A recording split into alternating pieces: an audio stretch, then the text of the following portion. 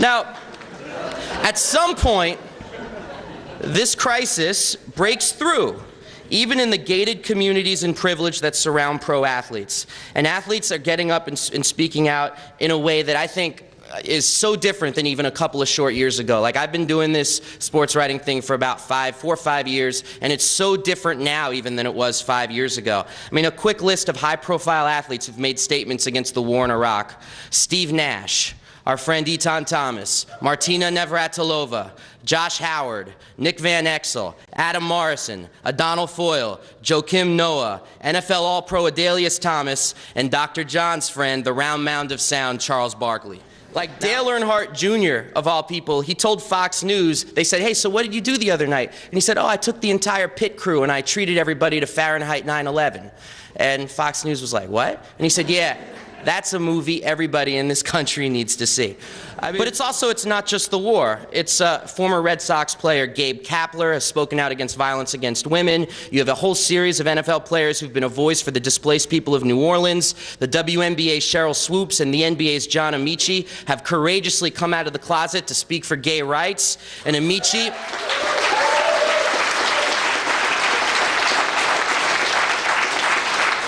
And you want to talk about out and proud, folks here from Chicago, June 24th, Chicago Gay Pride Parade, the Grand Marshal, John Amici.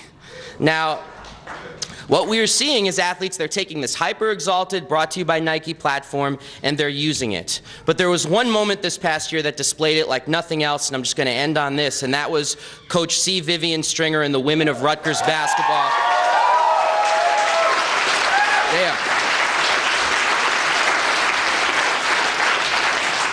Just absolutely smacking down serial bigot Don Imus. I mean, Imus thought it would be all giggles and grins to call the Rutgers women nappy-headed hoes. And he thought wrong. And now he has joined Donald Rumsfeld, Paul Wolfowitz, and Rick Santorum on just the scrap heap of this past year. And, you know, afterwards, the media scratched their heads and they were asking, well, why is Imus out of a job? And I did some shows where people were like, why is Imus out of a job? We don't understand. Why is he out of a job? What did he do that was so terrible? Why is he out of a job? And it's just like, you know, this isn't that hard. It's not that hard to figure out. One, he is a serial bigot, and this was exposed when he said that. I mean, he called African-American journalist Gwen Ifill a cleaning lady. He called New York Times sports writer Bill Rhoden, who's a hero of mine, a quota hire. He told 60 Minutes that he hired his producer because he knows all the good N-word jokes. He called Arabs ragheads. His co-host Sid Rosenberg called Palestinians stinking animals and said we should drop a bomb and kill them all right now. I mean, this man was a bigot, and he is gone because people are sick and tired of this kind of bullshit going out over our airwaves.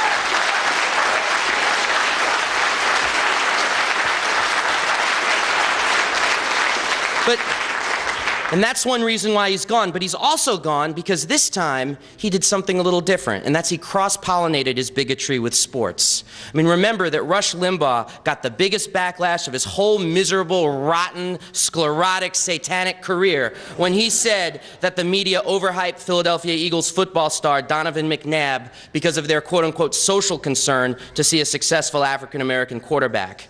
And after thousands of angry calls and emails, Rush Limbaugh was fired from ESPN. But it also immediately, that was great, but it also raised the question, which is what the hell was Rush Limbaugh doing getting hired by ESPN? Now, either OxyContin was getting passed around in a really happy way in the executive offices there, little hillbilly heroin for Rush and the executive gang, or it exposed how right-wing politics are promoted in sports while resistance politics are marginalized.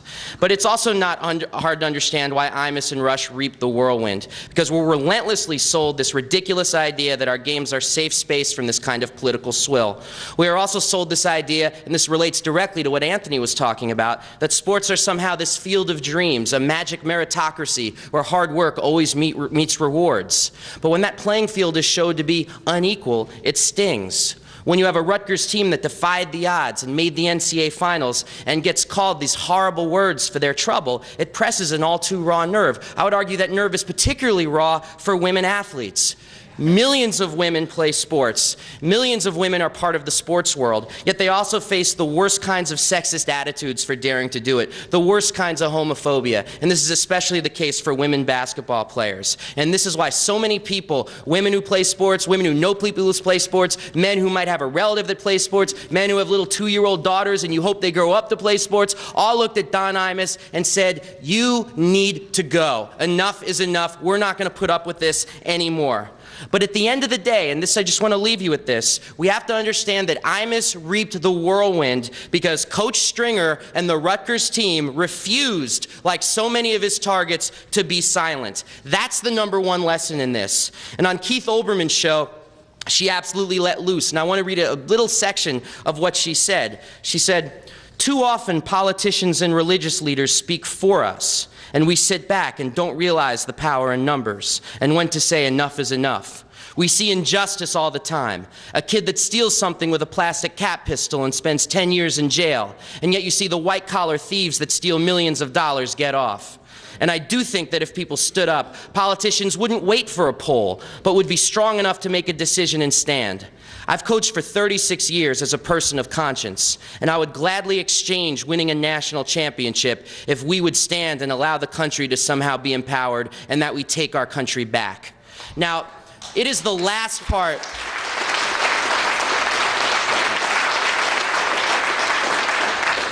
It is the last part of that I love so much, where she says, I would gladly exchange winning a national championship. Because it's a great statement. It's like, okay, Imus, you want to cross-pollinate sports with bigotry? Well, I'm going to splice it with justice. And that's absolutely right, because taking our country back, what it means is building spheres of resistance in every aspect of our society, even in the world of sports. That's the example of Anthony Pryor. That is the legacy that continues to this day of Dr. John Carlos. And building that kind of resistance is the best hope, not only for sports, but also for the future of humanity. Thank you very much.